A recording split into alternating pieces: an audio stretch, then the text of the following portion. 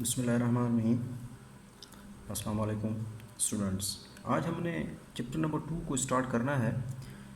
Chapter 2 को हमने आज स्टडी करना है किसके बारे में, एटॉमिक स्ट्रक्चर के बारे में। थोड़ी बहुत इसके बारे में हिस्ट्री को मैंने थोड़ा यहाँ पे लिख दिया है ताकि जल्दी थोड़ा काम हो जाए। तो हिस्ट्री में क्या होता है कि पहले पहले जो हिस्ट्री थी एटम्स के बारे में, शुरू में जो कॉन्सेप्ट दिया था वो कौन थे? ग्रीक फ़िलासफ़र थे। जो एटम्स का जो कॉन्सेप्ट आया था वो कहाँ से आया था? Greek philosopher. उनके मुताबिक ये है कि कोई भी चीज़, चाहे आप पेपर ले लो, पेपर को आप फाड़ते जाओ, उसको टोर्न करते जाओ, उसको तोड़ते जाओ, जब वो एक पेपर जो है एक ऐसी स्टेज आ जाती है तो पेपर मज़ीद डिवाइड नहीं होता, मज़ीद जो है वो फटता नहीं है, मीन्स के टोर नहीं होता, आप उसको ख़त्म नहीं कर सकते हो।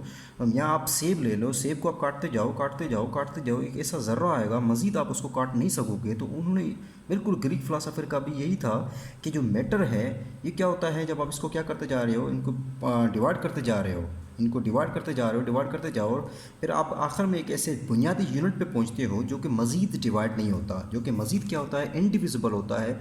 उस इनडिविजिबल पार्टिकल्स का उन्होंने नाम दे दिया कि बाद में जो डेमोक्रेटस था उन इंडिविजुअल पार्टिकल का नाम दे दिया कि ये क्या है, एटम्स हैं। एटम्स जो है दैट इज़ ग्रीक वर्ड। ये एटम क्या है? ग्रीक वर्ड है जो कि ड्राइव हुआ है फ्रॉम द एटमोस। कहाँ से ड्राइव हुआ है? एटमोस से। इसका मतलब ये था, ग्रीक वर्ड का मतलब है एटमोस से डिवाइड हुआ है, जिसका मतलब क्या है कि एटमोस मीन्स के इनडिविजिबल, मज़ीद आप इसको डिवाइड नहीं कर सकते हो। हर चीज़, कोई भी चीज़ ले लो, इस पेपर को आप ले लो, आप फाड़ते जाओ, इसको ट्रोन करते जाओ, या आप सेब ले लो, उसको आप क्या करते, काटते जाओ, एक ऐसी स्टेज आ जाएगी, मज़ीद आप उसको क्या कर सकते हो, काट नहीं सकते हो। वो उसका बेसिक यूनिट है, मीन्स कि इस बेसिक यूनिट का पूरा क्या हुआ है, सेब बना हुआ है, उसको मज़ीद आप नहीं काट कर रहे हो, तो उन्होंने इसका नाम दे दिया क्या है, ये एटम है। कोई भी मैटर है यूनिवर्स में, अगर आप उसको क्या करते हो, डिवाइड करते जा रहे हो, और when you reach to basic unit, और उस बेसिक यूनिट को आप मज़ीद मीन्स के इनडिविजिबल है, आप उसको डिवाइड नहीं कर सकते हो, तो उन्होंने इसका नाम दिया, डेमोक्रेटस था, उस पार्टिकल्स का नाम दे दिया क्या है, एटम्स हैं।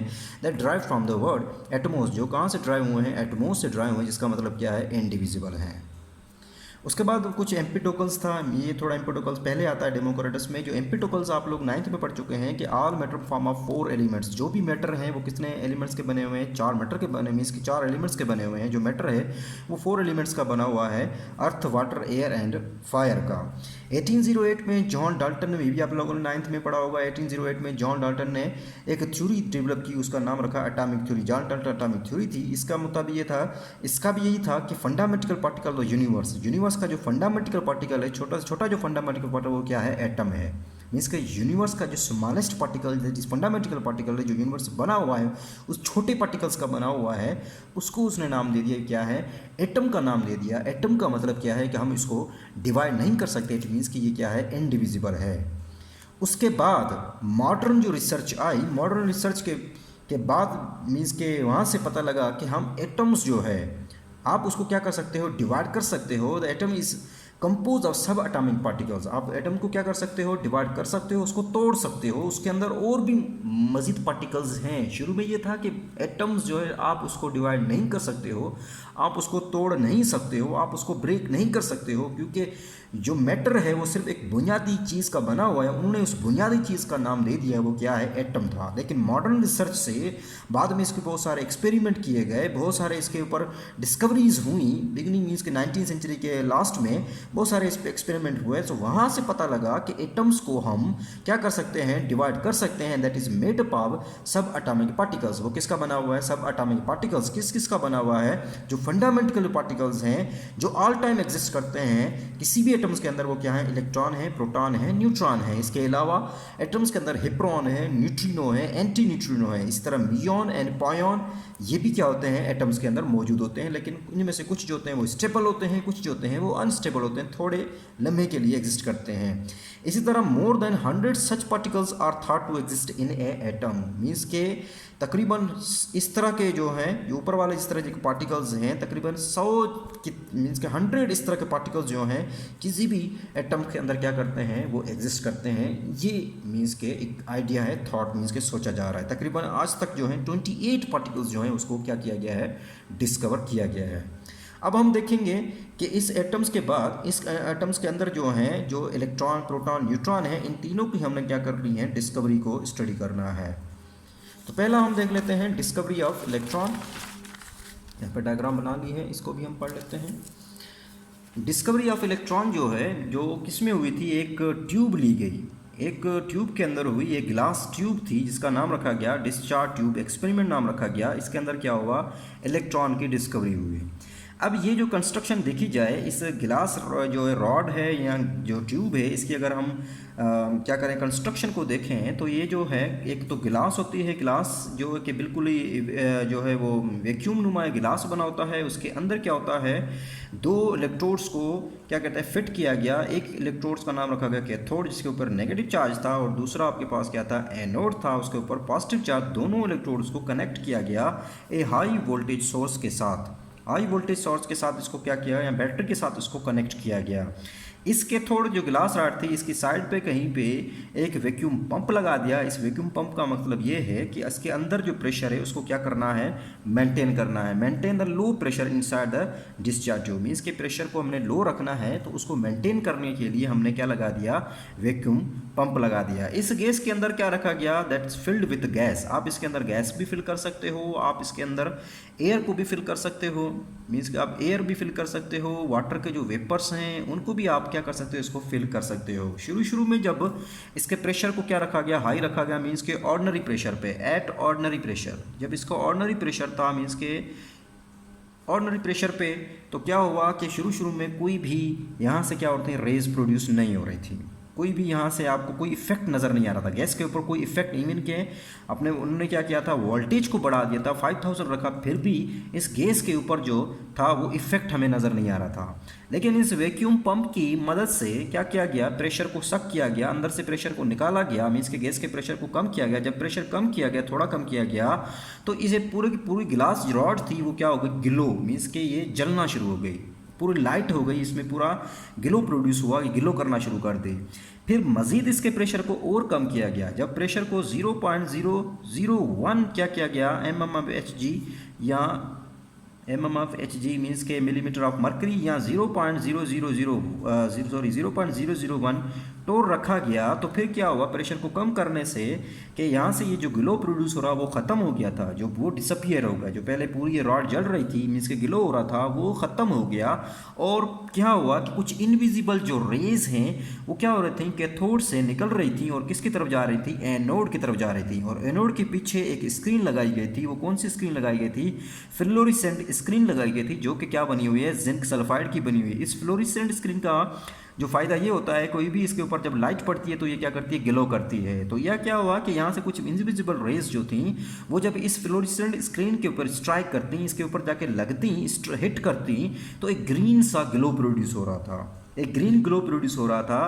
तो इसका मतलब उन्होंने कहा कि ये रेज कहाँ से निकल रही हैं, कैथोड से निकल रही हैं, और किसकी तरफ जा रही हैं, एनोड की तरफ जा रही हैं, क्योंकि नेगेटिव टू पॉजिटिव, ये नेगेटिव से पॉजिटिव की तरफ जा रही हैं, जिसकी बिना पे इनका नाम रखा दिया क्या है, कैथोड रेज हैं, या ये क्या है, नेगेटिव चार्ज रेज हैं।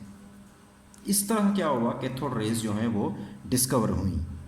अब यहाँ पे आप समझ आ गया, और इसमें मीन्स के ऊपर देखा जाए कि इलेक्ट्रॉन वर डिस्कवर्ड बाय, ये जो इलेक्ट्रॉन जो डिस्कवर हुए थे शुरू में वो किसने किए थे, जे थॉमसन ने किए थे। लेकिन जो कैथोड रेज हैं जो डिस्कवर हुई थी, ये किसने की थी, जे थॉमसन ने की थी। लेकिन नाम जो इलेक्ट्रॉन का दिया था, जो पहला जिसने इलेक्ट्रॉन का नाम दिया वो किसने दिया था, स्टोनी ने दिया था। बहुत सारे साइंटिस्ट, जिसमें आपके पास फराडे आता है, क्रूक्स आता है, गोल्डस्टीन आता है, उन्होंने भी इसी मीन्स के डिस्चार्ज ट्यूब को स्टडी किया था। इसी के इफेक्ट ऑफ मीन्स के जो इलेक्ट्रिक करंट पास करवाया था, कहाँ में से, गैस में से पास करवाया, उसके इफेक्ट को, इसके असर को स्टडी भी किया। बहुत सारे और भी साइंटिस्ट इसी दौरान क्या कर रहे थे, स्टडी कर रहे थे, उन्होंने भी ये सेम चीज़ें डिस्कवर की।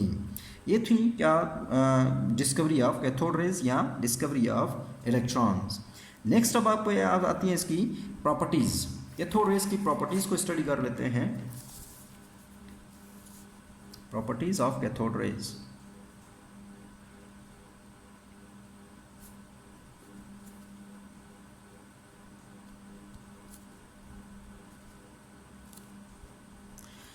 कैथोड रेज की प्रॉपर्टीज़ को पहले मीन्स के सिस्टमेटिक इसको पूरे का पूरा स्टडी किया गया, और उसमें से कुछ प्रॉपर्टीज़ जो हैं कैथोड रेज को इन्वेस्टिगेट किया गया। तो इसमें से कुछ प्रॉपर्टीज़ जो आई, तो कैथोड रेज जो हैं they are negatively charged. Cathode rays are negatively ये क्या है, नेगेटिवली चार्ज्ड पार्टिकल्स हैं।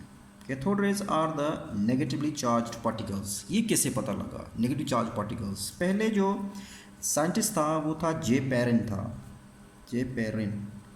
तकरीबन जो था इसकी जो थी 1895 में। इन्होंने क्या किया, स्टडी किया, किसको, कैथोड रेज को स्टडी किया। कैसे स्टडी किया कि इन कैथोड रेज को पास करवाया, कहाँ से पास करवाया, मैग्नेटिक फील्ड में से। जब इन्होंने क्या किया, कैथोड रेज को, इन रेज को मैग्नेटिक फील्ड में से पास करवाया तो ये क्या करती हैं, डिफ्लेक्ट कर जाती हैं। दे डिफ्लेक्ट। जब मैग्नेटिक पास में से पड़ती है तो वो क्या कर जाती हैं, डिफ्लेक्ट करती हैं। तो यहाँ से पता लगा कि इनके ऊपर कोई चार्ज है, वो कौन सा है, नेगेटिव चार्ज है। इसी तरह जे पेरिन के बाद इस नेगेटिव चार्ज जो था, कैथोड रेज जो है वो नेगेटिव चार्ज पार्टिकल्स हैं। पहले तो जे पेरिन ने इसको प्रूव किया कि ये क्या करती हैं, जब इसको मैग्नेटिक फील्ड में से पास करवाती हैं तो ये क्या करती हैं, डिफ्लेक्ट कर जाती हैं। सिमिलरली जो था नेक्स्ट जो था आपके पास आया था वो जे पेरिन के अलावा जे थॉम्सन ने भी इसको स्टडी किया। जे थॉम्सन ने क्या रखा कि ये जो आपके पास जो थी कैथोड रेज थी, जब इनके सामने एनोड रखा जाता है तो ये उसकी तरफ डिफ्लेक्ट कर जाती हैं, क्योंकि एनोड पॉजिटिव होता है। दैट्स वाई यहाँ से ये प्रूफ हो गया कि कैथोड रेज हैं, इनके ऊपर क्या होता है, नेगेटिव चार्ज पार्टिकल्स हैं, ये एनोड की तरफ डिफ्लेक्ट हो जाती हैं। इसी तरह ये क्या कर जाती हैं कि एक फ्लोरिसेंट स्क्रीन होती है, हमने अभी पढ़ा था, जब ये क्या करती हैं, फ्लोरिसेंट स्क्रीन के ऊपर स्ट्राइक करती हैं तो ये ग्रीनिश ग्लो प्रोड्यूस करती हैं। दे प्रोड्यूस द ग्रीनिश, क्या करती हैं, एक फ्लोरिसेंस प्रोड्यूस करती हैं। हम फ्लोरिसेंस भी कह सकती हैं, रोशनी प्रोड्यूस करती हैं, ठीक है। So they produce the greenish fluorescence when they strike on the fluorescent screen. जब ये क्या करती हैं, फ्लोरिसेंट स्क्रीन के ऊपर स्ट्राइक करती हैं। इसके बाद एक हिटोर्फ था, साइंटिस्ट था हिटोर्फ। अब अलग अलग सब ने अपनी इन प्रॉपर्टीज़ को क्या किया, डिस्कवर किया। हिटोर्फ आया 1869 में। इन्होंने क्या किया कि ये जो कैथोड रेज थी कहाँ से निकल रही थी, कैथोड में से निकल रही थी, इस तरह निकल रही थी। इनके सामने एक इस तरह का ओपेक ऑब्जेक्ट रख दिया। ओपेक ऑब्जेक्ट ऐसा जिसमें से रोशनी पास ना हो। जैसे इनके सामने ओपेक ऑब्जेक्ट रखा तो इसके पीछे एक शेडो बनना शुरू हो गया। इसका शेडो बन गया, पीछे इसका क्या बन गया, शेडो बन गया। तो इसने इससे ये अखज़ किया कि ये जो कैथोड रेज हैं ये क्या करती हैं, ट्रेवल करती हैं स्ट्रेट लाइन में। So these cathode rays travel in straight line perpendicular. देखें ये परपेंडिकुलर है, ये इसके बिल्कुल परपेंडिकुलर है, perpendicular to the surface of the cathode. Perpendicular निकलती हैं किसके, कैथोड की surface, perpendicular to the surface of cathode. अब ये कैसे प्रूफ हुआ कि जब इसके सामने क्या रखा गया, एक ओपेक ऑब्जेक्ट, किसको रखा गया, एक ऐसा ऑब्जेक्ट जिसमें से रोशनी पास ना हो सके, उस ओपेक ऑब्जेक्ट को रखा गया। जब इस ओपेक ऑब्जेक्ट को रखा गया तो यहाँ से ऑब्जर्व हुआ कि इसके पीछे एक शेडो बन रहा है। इसका मतलब ये हुआ कि ये क्या करती हैं, स्ट्रेट लाइन में ट्रेवल करती हैं। कैथोड रेज क्या करती हैं, स्ट्रेट लाइन में ट्रेवल करती हैं, that are perpendicular to the surface of the cathode. Cathode के बिल्कुल परपेंडिकुलर, देखें ये परपेंडिकुलर है, निकल रही हैं, ठीक है। इसी तरह बाद में बहुत सारे इसकी प्रॉपर्टीज डिस्कवरिंग, ये क्या करती हैं, इसके सामने अगर आप स्मॉल सा एक व्हील पैडल रख दो, व्हील पैडल मीन्स कि व्हील हो गया, उसके सामने व्हील पैडल रख दो, तो जैसे ये क्या करती हैं कि रेज जो है इसको स्ट्राइक करती हैं तो ये व्हील पैडल क्या करता है, घूमने शुरू हो जाता है। ये ड्राइव करती हैं, ड्राइव करना मीन्स कि चलना शुरू हो जाता है। तो they can drive the small wheel paddle, क्या करती हैं, ये ड्राइव करती हैं स्मॉल व्हील पैडल को, स्मॉल व्हील पैडल को ड्राइव करती हैं। तो यहाँ से ये अखज़ हुआ कि न सिर्फ ये मटीरियल पार्टिकल्स हैं, ये तो एक पार्टिकल्स भी हैं, हम पढ़ रहे हैं कि ये पार्टिकल्स हैं, they are material particles, but they have momentum also. उनके पास क्या है, मोमेंटम। मोमेंटम उसमें, क्योंकि इनके अंदर मोमेंटम ना होता तो ये व्हील कभी ना चलता। दैट्स वाई अगर उनके अंदर मोमेंटम है तो ये क्या करता है, व्हील जो है ये मूव करता है। दे हैव मोमेंटम। सो न सिर्फ ये क्या है, मटीरियल पार्टिकल्स हैं, ये मटीरियल पार्टिकल्स तो हैं, लेकिन ये क्या है, उनके अंदर मोमेंटम भी है। उसके बाद क्या हुआ, देख प्रोड्यूस, जब आप क्या रखते हो, इनके सामने एनोड रखते हो जिसका एटॉमिक वेट क्या हो, मीन्स के जिसका जो है एटॉमिक मास जो है हाई एटॉमिक मास, मीन्स के anode of the high atomic मास जो है आप इन कैथोड रेज के सामने रखते हो, जैसे ही कैथोड रेज क्या करती हैं इस एनोड के ऊपर पड़ती हैं तो कुछ इसमें से रेज निकलती हैं, वो उन रेज का नाम क्या होता है, एक्स रेज। तो ये क्या करती हैं कैथोड रेज जब anode of high atomic mass के साथ जब स्ट्राइक करती हैं they produce the X rays. तो यहाँ से क्या प्रोड्यूस होती हैं, एक्स रेज प्रोड्यूस होती हैं। इसी तरह जब ये क्या करती हैं, फॉल करती हैं, अगर आप इनके सामने प्लाटिनियम फॉयल रख दो, प्लाटिनियम की फॉयल रख दो, या आप इसके सामने प्लाटिनियम की फॉयल रख दोगे तो वो क्या कर देगी, प्लाटिनियम फॉयल क्या करना शुरू हो जाती है, जलना शुरू हो जाती है, ग्लो करना शुरू कर देती है, इसको जला देती हैं। तो दे प्रोड्यूस, ये क्या करती हैं, मीन्स कि ये जलती क्यों है, because they produce the heat. इसका मतलब है कि इनके अंदर क्या है, हीट है। They produce heat when they fall on the platinum foil and foil begins to glow. और ये जो फॉयल होती है वो क्या करती है, ग्लो करना शुरू कर देती है। इवन कि ये गैसेस को आयनाइज कर सकती हैं, मीन्स कि ये जब गैस में से पास होती हैं तो उसको आयनाइज कर देती हैं, दे आयनाइज द गैसेस, मीन्स कि ये गैसेस को क्या कर देती हैं, आयनाइज कर देती हैं। इवन कि ये क्या कर सकती हैं, जो मेटल की जो शीट्स है जिसमें आपके पास एल्यूमिनियम या गोल्ड हो, एल्यूमिनियम की नजर आ रहा है, एल्यूमिनियम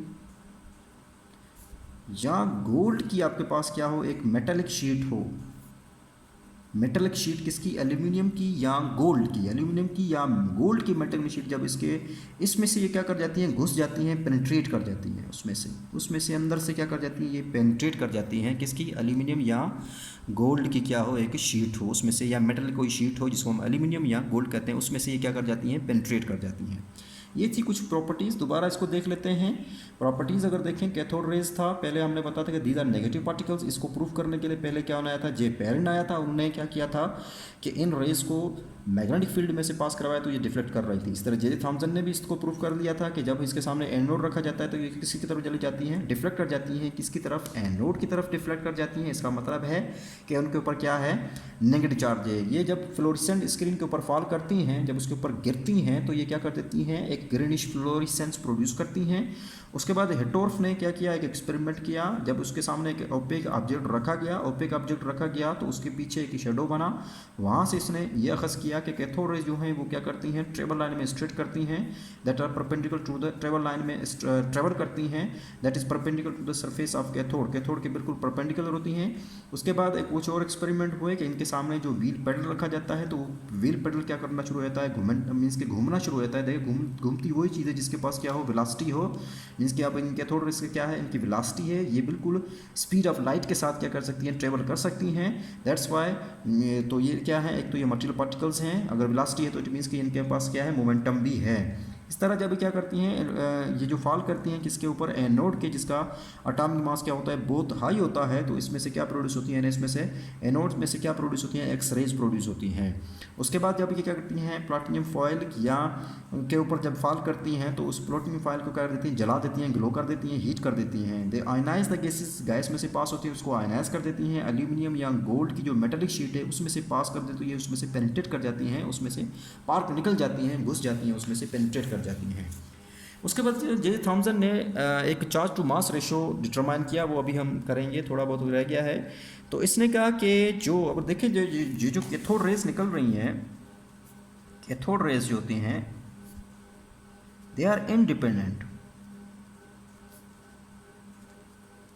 किस पे इंडिपेंडेंट, किस पे डिपेंड नहीं करती, नेचर ऑफ कैथोड, जो कैथोड किस चीज़ का बना हुआ है, किस मेटल का बना हुआ है, उस पर डिपेंड नहीं करती, उसमें से भी रेज निकल, जो भी है उसमें से रेज निकलेंगी। दूसरा, जो आप कोई भी गैस ले लो, गिलास में से आप चाहे कोई भी गैस लो, फिर भी उसमें से क्या निकलेंगी, आपकी रेज निकलेंगी।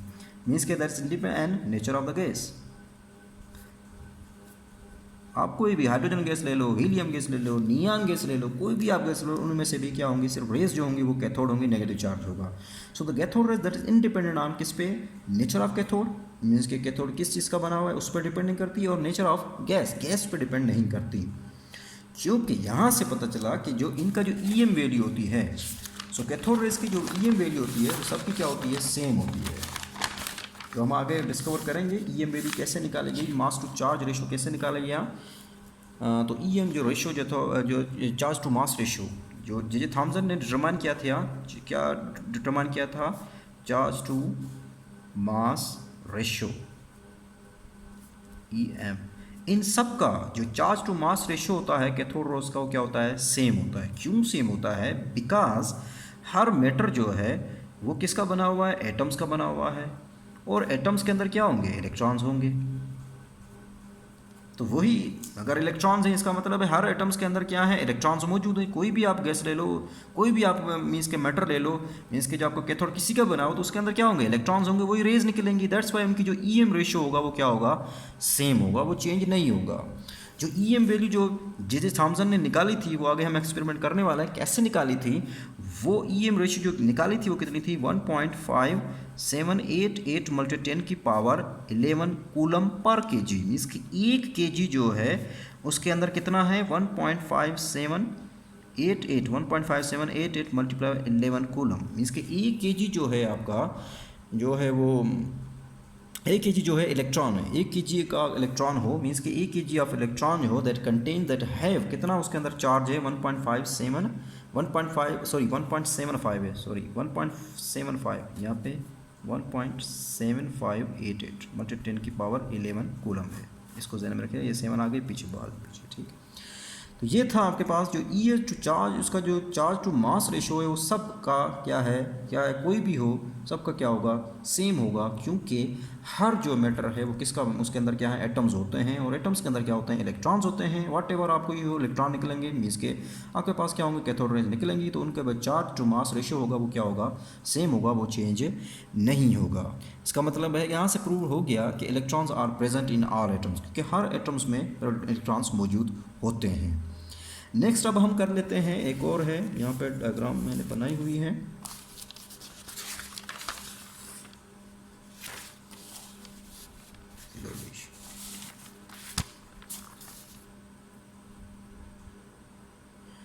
Measurement of charge to mass ratio. J Thomson ने चार्ज टू मास रेशियो जो हमने निकाला था 1.7588 मल्टीप्लाई 10 की पावर 11 कूलम पर kg जो है, ये निकाला गया।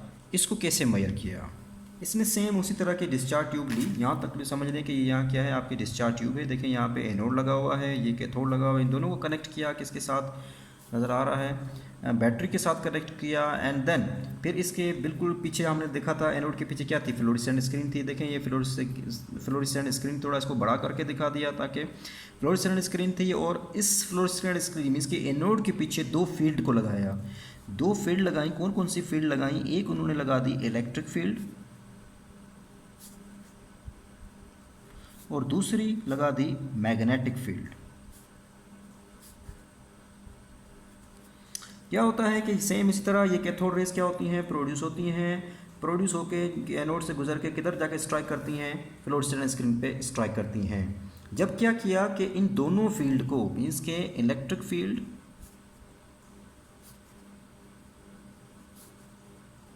एंड मैग्नेटिक फील्ड,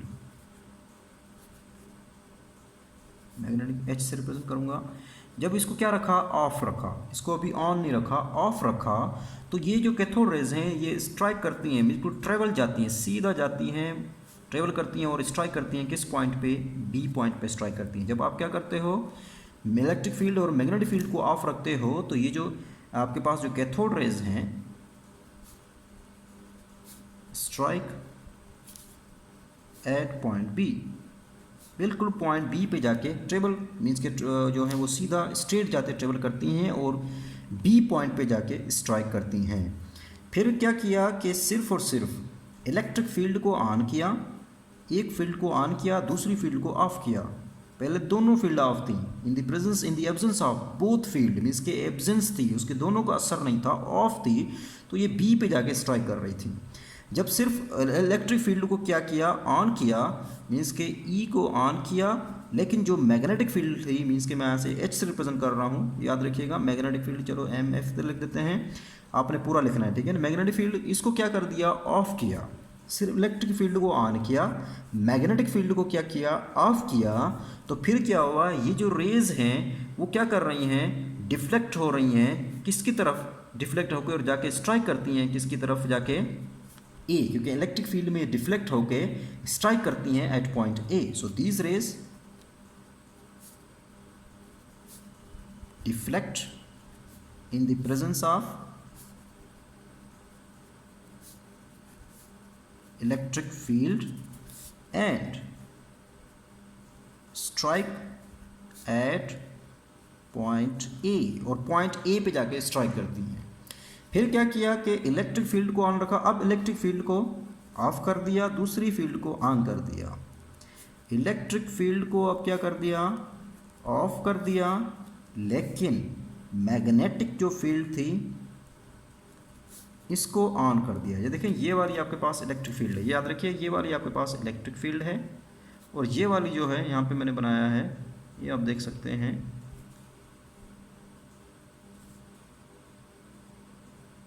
ये आपके पास जो है दैट इज मैग्नेटिक फील्ड, ये आपके पास जो है वो मैग्नेटिक फील्ड है। अब नेक्स्ट क्या किया, इलेक्ट्रिक फील्ड को ऑफ कर दिया, मैग्नेटिक फील्ड को ऑन कर दिया।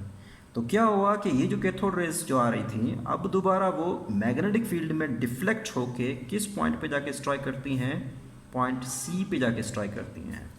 तो जब आप क्या करते हो, इलेक्ट्रिक फील्ड को ऑफ करते हो, मैग्नेटिक फील्ड को ऑन करती हो, तो these rays deflect and strike at point C पे जाके ये स्ट्राइक करती हैं। अब देखिए, जब दोनों को ऑफ रहे हैं तो ये सीधा जाके पॉइंट बी पे, जब एक इलेक्ट्रिक फील्ड को ऑन किया तो ये ए पे, जब मैग्नेटिक फील्ड को ऑन किया तो ये सी पे। अब दोनों को क्या कर दिया, ऑन किया, दोनों को, बोथ मीन्स के electric field and magnetic field both को क्या किया, ऑन किया, और इस तरह ऑन किया, और इन दोनों की स्ट्रेंथ को इस तरह एडजस्ट किया, मीन्स कि इनकी जो स्ट्रेंथ थी इन दोनों को इस तरह एडजस्ट किया कि ये दोबारा जाके क्या करती हैं, स्ट्राइक करती हैं एट पॉइंट बी पे। सो मीन्स के दोनों इलेक्ट्रिक फील्ड को और मैग्नेटिक फील्ड दोनों को क्या किया, इन दोनों को ऑन कर देना, electric and magnetic field are adjusted, इन दोनों को इस तरह, फिर इन दोनों को इस तरह एडजस्ट किया कि जो electron again strike at point B. So both field, अब दोनों फील्ड को ऑन किया and both field adjust in such a way that electrons means कि कैथोड रेज हो गए, इलेक्ट्रॉन जो होते हैं अगेन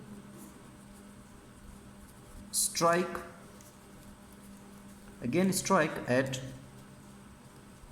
पॉइंट बी, मीन्स के पॉइंट बी पे जाके इन दोनों की जो स्ट्रेंथ की इनको एडजस्ट किया है, एक को बढ़ाया होगा, एक को कम किया होगा, मीन्स के थोड़ा बहुत दोनों को इस तरह करके इस तरह एडजस्ट किया कि ये दोनों जाके जो रेज निकल रही थी, इलेक्ट्रॉन्स जो आ रहे थे कहाँ से, कैथोड से आ रहे थे, उनको दोबारा पॉइंट बी पे स्ट्राइक किया। तो फिर दोनों की जो एच की और आपके पास जो इलेक्ट्रिक फील्ड, इन दोनों की जो स्ट्रेंथ होगी इनको कंपेयर किया गया। इन दोनों को कंपेयर करके इनके कंपेरिजन से क्या निकाला गया, E and M, charge to mass ratio निकाला गया, जो कितना आया 1.75 सॉरी भूल जाता हूँ 1.7588 × 10⁻11 कूलम पर केजी आया। मीन्स के इसके बाद आगे फार्मूले थे, ये नहीं कि यहाँ पे ख़त्म हो गया, बहुत सारे इसमें फार्मूले थे, ठीक है ना। फार्मूलों के ज़रिए इसको क्या किया, निकाला गया, लेकिन यहाँ पे आपकी बुक में सिर्फ इतना दिया गया है कि इन दोनों की जो फील्ड थी उसको क्या किया गया, कंपेयर किया गया, इनकी दोनों की जो फील्ड की जो स्ट्रेंथ थी इन दोनों को क्या किया, मीन्स के आपके पास मैग्नेटिक फील्ड और इलेक्ट्रिक फील्ड की जो स्ट्रेंथ थी इन दोनों को कंपेयर किया गया।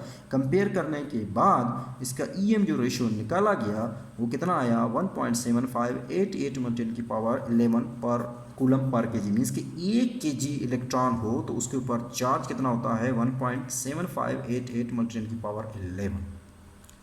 यहाँ था ये measurement of charge to mass ratio. और इलेक्ट्रॉन का जो चार्ज टू मास रेशियो कोई भी आपके पास हो, आपके पास कोई भी कैथोड हो, कोई भी मेटल हो, हर किसी का जो चार्ज टू मास रेशियो आएगा वो क्या आएगा, 1.75। उस पर क्या मैंने ऑलरेडी बता चुका हूँ कि ये कैथोड पे, उसके नेचर ऑफ कैथोड पे या नेचर ऑफ गैस पे डिपेंड नहीं करता, इन सब का क्या होता है, क्योंकि हर एटम्स के अंदर क्या होते हैं, इलेक्ट्रॉन्स होते हैं। जब इलेक्ट्रॉन्स हैं इसका मतलब ये है कि उनका जो चार्ज टू मास रेशियो है वो क्या है, इतना ही है, मीन्स के सेम है। ये हो गया, यहाँ पे आपका फिनिश हो गया। अल्लाह हाफिज़। इसको देख लीजिए एक मरतबा पूरा, नज़र आ रहा है, होप के नज़र आ रहा होगा, जिस कर लीजिए, ठीक है। अल्लाह हाफिज़।